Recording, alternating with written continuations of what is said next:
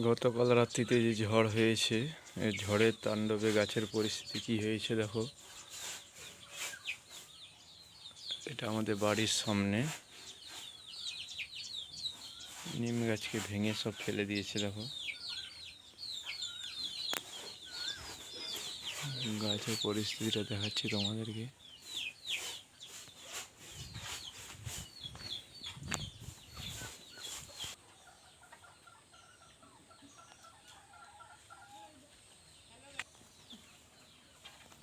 ঘরের মোটকার পরিস্থিতি দেখতে পাচ্ছ সবাই।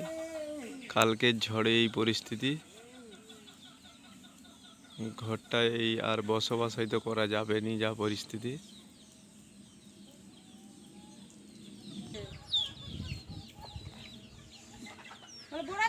দেখো একটা গাছ দেখতে পাচ্ছ এখানে, ইলেকট্রিক খুঁটিতে ঠেকে রয়েছে। এই বড় গাছকে কেটে সরানো খুব মুশকিল। এই দেখো একাশি হয়ে গিয়েছে,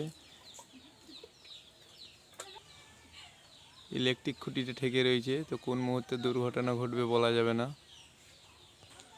কি অবস্থা দেখো গাছপালার পরিস্থিতি দেখতেই পাচ্ছ, চারপাশে গাছ ভেঙে বন হয়ে গিয়েছে।